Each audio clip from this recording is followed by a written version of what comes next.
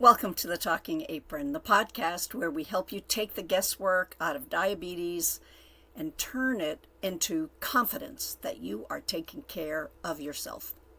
I'm your host, Ann Bernardin, and today we are talking about one of my simple meal hacks, and that's soups.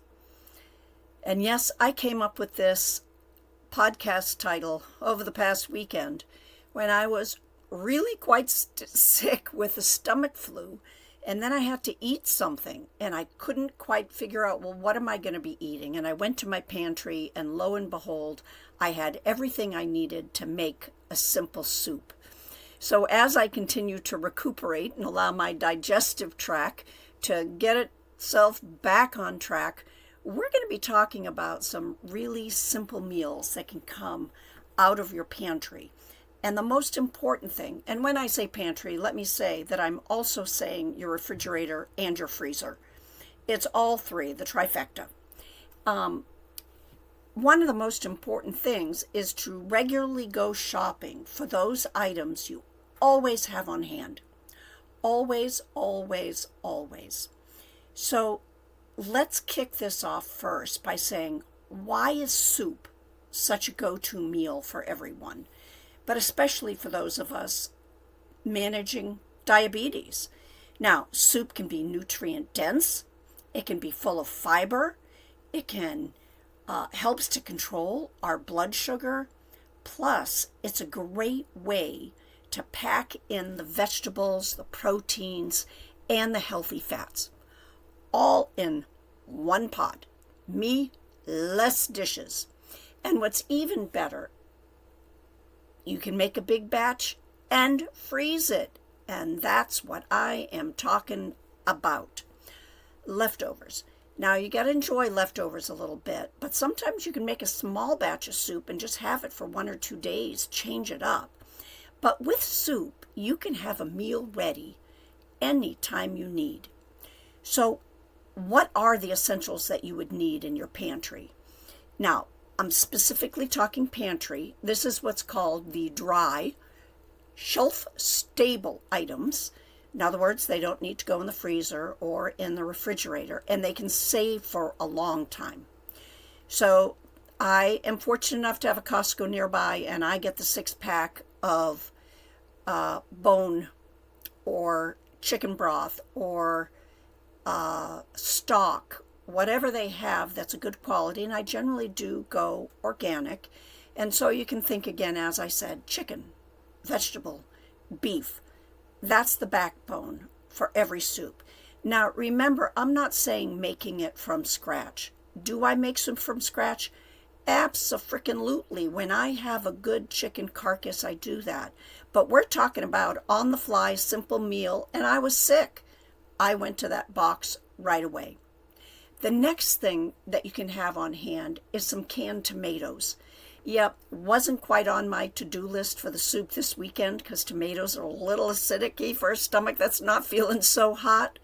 But when you have crushed tomatoes, diced, or even stewed tomatoes, they add some flavor, depth, and some color to your soup.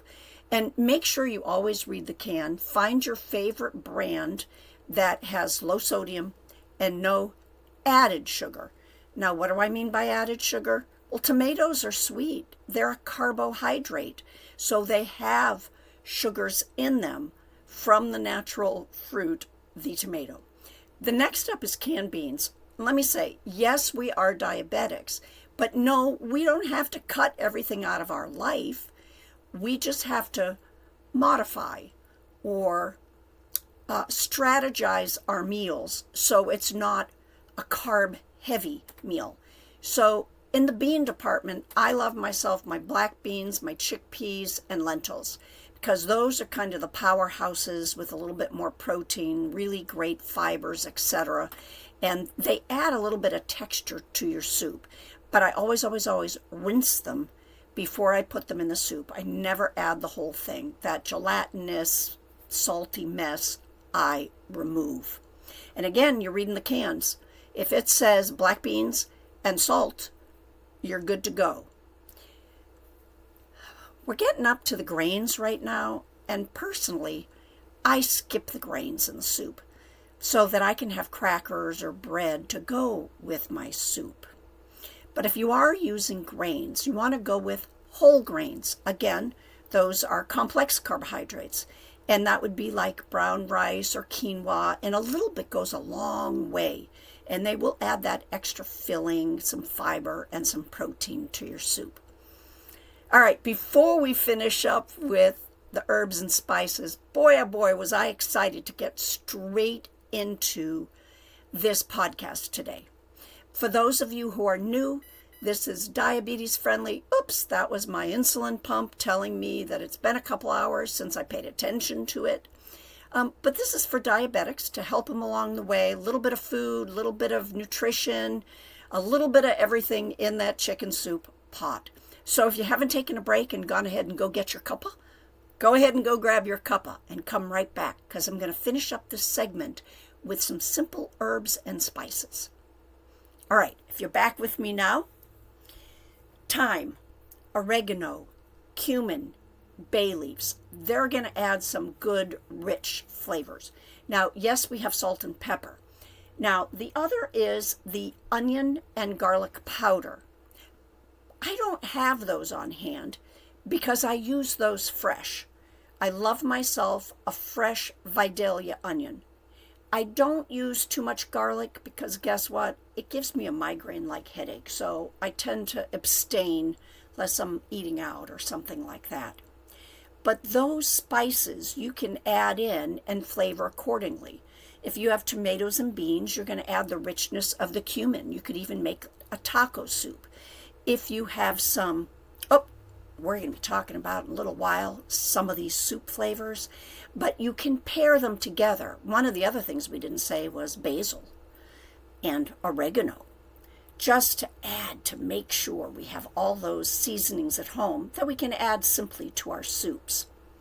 Now, from your freezer to go into your soup pot, easy as anything, frozen vegetables. And how do you buy? Well, buy yourself some frozen mixed vegetables. Easy as anything. Now, if you are watching your carbs, you got to look for the mixtures that isn't just carrots, peas, and corn, because that's a little bit high carb. You want to make sure you have a little bit more of a variety that has maybe some green beans in it. They're low on the glycemic index and they have less carbs.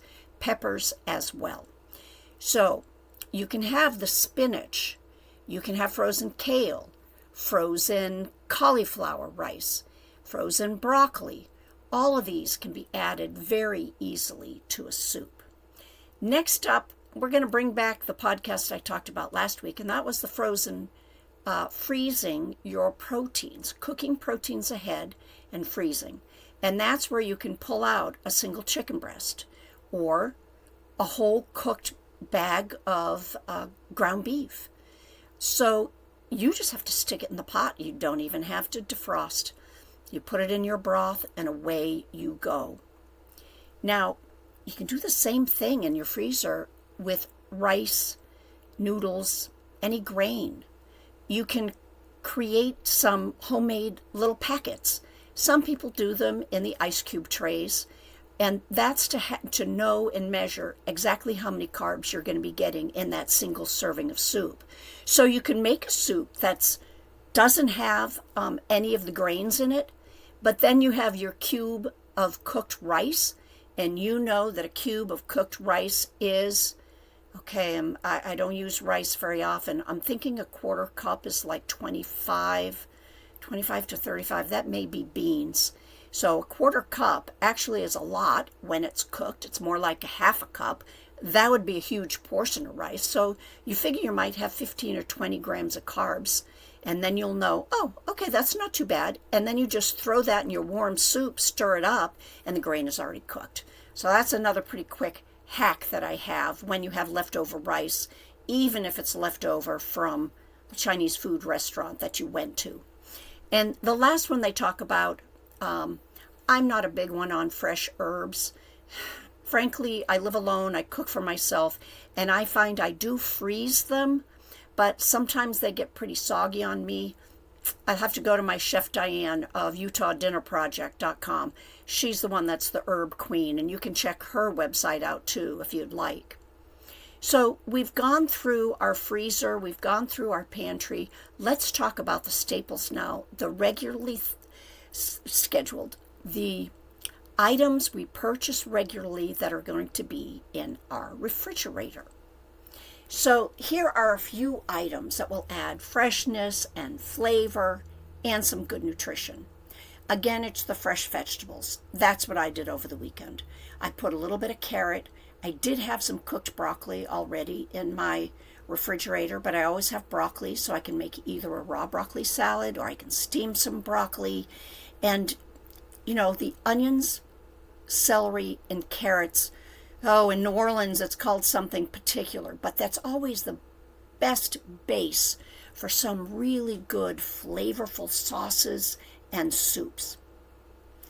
Then we have the dairy. What do you want to keep? Well, guess what?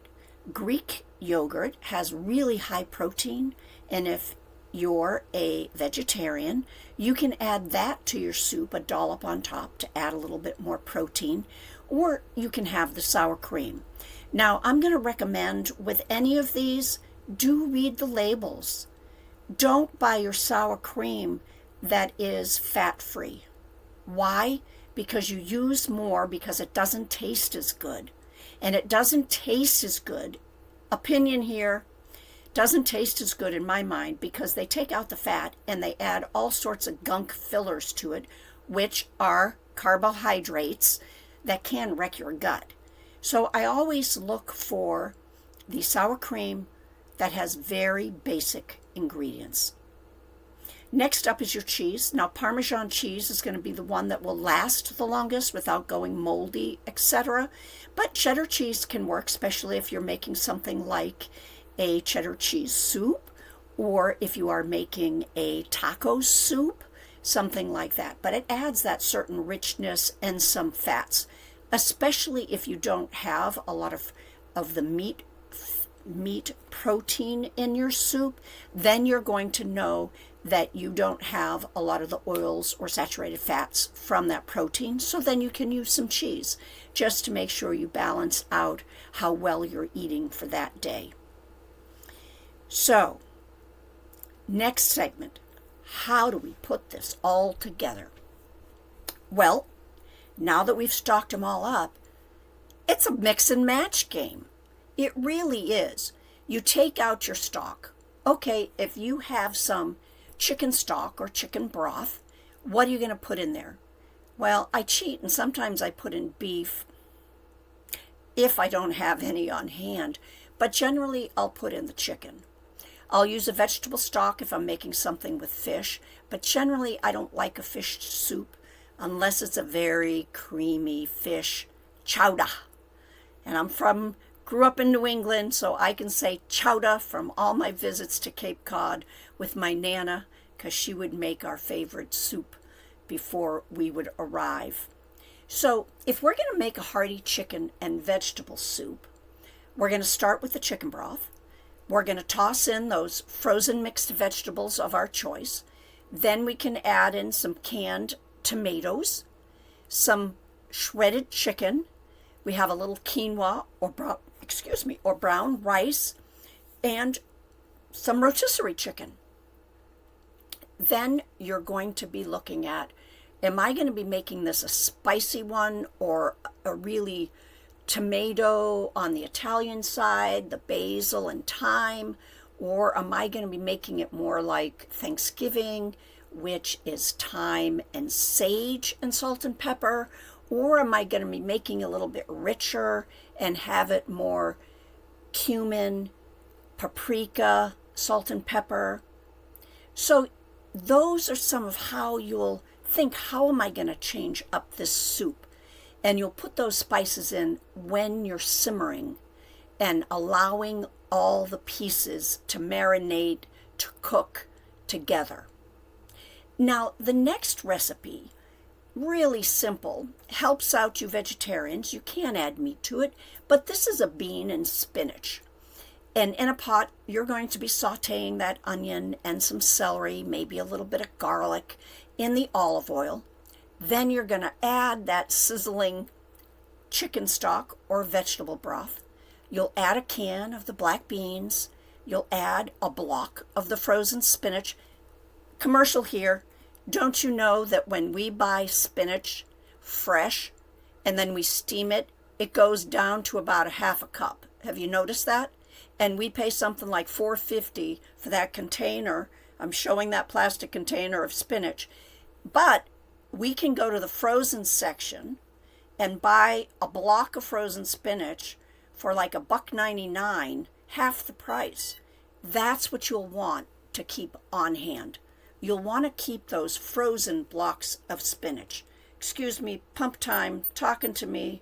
Yep, everything's fine, not going to bother you again. Now, this is where the beans, they're a little bit denser, so we can add that flavor of a bay leaf to the beans and the spinach. And we're going to let those simmer. Now, you do not crush up the bay leaf because when you bite into it, it's a little bit bitter. So you'll be cooking it down, and then you'll be removing the bay leaves after you've finished cooking. Again, this is a great one with beans to be able to add some of that sour cream or that Greek yogurt. Now, if you're someone right now that's going, oh my gosh, that was too fast, too quick, I'm overwhelmed, my A1C is too high, I need some help. Well, here I am. I have opened up my calendar and I do one-on-one coaching for folks to help them where they are right now. It's not about having you eat the way I eat or following a specific regime. It's about strategizing your life and where there's a hiccup to you making progress with your blood sugar averages. The link to schedule a complimentary call with me is in the description of the podcast or the video. So you can find it there. Reach out. You don't have to manage this alone. So, in conclusion, making simple, healthy soups do not have to be complicated or real time consuming. You saw less than half an hour, less than 15 minutes. Grab one thing. Grab the chicken broth. Bag of frozen vegetables. Already portioned piece of cooked chicken. Throw it in the soup. Add some spices. Ta-da! That didn't take long, and you're eating well. Just remember, by keeping your pantry, freezer, and refrigerator stocked with those good on-hand staples, nothing fancy, just good basic staples, you'll always have a few ingredients for you to be able to make a nourishing meal for yourself that's really diabetes friendly. Thank you for turning into this episode of The Talking Apron. Don't forget to subscribe. And if you found this episode helpful, share it with someone who can benefit from the soup inspiration. And as always, stay healthy, stay nourished, and take care of yourself first. Until next time, stay well.